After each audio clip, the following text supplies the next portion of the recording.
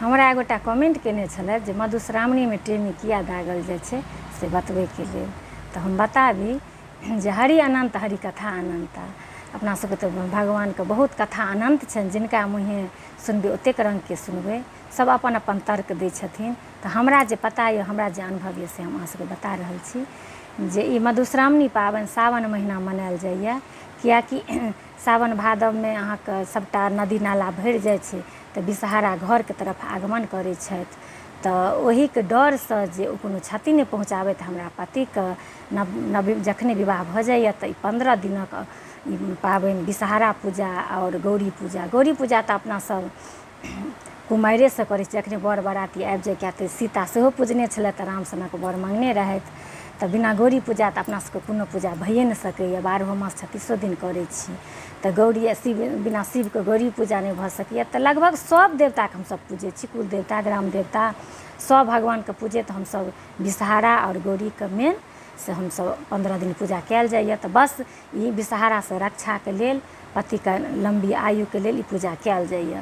तऽ आब टेमी किया दागल जाइए, तऽ एहिमे पंडित पुरोहितके एहन मान्यता छनि जे टेमी विषहाराके रूप छथिन और विवाहिता अपन हुनकर से ओ जे कहल जाइ छै जे ओ अगर ओहिसँ दागि लेथिन, ओ चिन्ह भऽ जेतै तऽ विषहाराके ओ चिन्ह भऽ जेतै, तऽ ओहिसँ हुनका पतिके आयु बढ़तनि।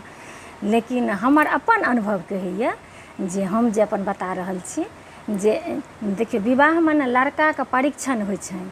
परीक्षण मतलब परीक्षण जे अपना सब कहै छियै, तऽ हुनकर परीक्षण कयल जाइ छनि। आब ने पहिले देख सुनिके लड़का आनै छियै, पहिले तऽ एना नहि होइ। सभासँ बर आबि जाथिन तऽ हुनकर हर तरहसँ परीक्षण करथिन जे लड़का स्वस्थ छथिन कि नहि, कपड़ा उतारल जाइ ये भी। तऽ हमरा लगैए कतौ ने कतौ इहो एकटा परीक्षण। और लड़कीके विवाहके बाद से अग्नि परीक्षा बेर बेर सीतोके देबऽ पड़लनि, हमरो अहाँके देबऽ पड़ैए। तऽ हमरा लगैए हुनकर साहसके प्रतीकके लेल जे अहाँके आब बहुत एकटा बेटीसँ बहू बनैके सफरमे अहाँके बहुत किछु सहऽ पड़त। जेना भऽ सकैए जे हम अपने मोने कहि रहल छी जे भनसे भातमे पहिले चूल्हा चक्की पर लोक करथिन तऽ कतेक पाकि जाथिन, कतेक सब्जी कटे काल हमरा सबके हाथ पैर कटि जाए, कतेक माँड़ पसबैत काल पाकि जाइ छलिए। तऽ मतलब हमरा लगैए जे साहसके लेल और एकटा दुनू गोटा जे कोनो भी दुख हेतै सुख हेतै तऽ अपन हुनका दागल जाइ छनि। तऽ पति आँखि मुनै छथिन जे दुनू गोटा दुख सुख मिलकऽ करथिन। या एकटा इहो भऽ सकै छै जे लड़कीके माँ देखथिन जे हमर बेटी अगर जखन कनि कष्ट होइ छै तऽ हमर जमाइके एक्सप्रेशन की रहै छै। बस हम अपन अनुभव कहलहुँ, ओना सबके अपन अपन राय रहै छै। जय सिया राम, जय मिथिला धाम।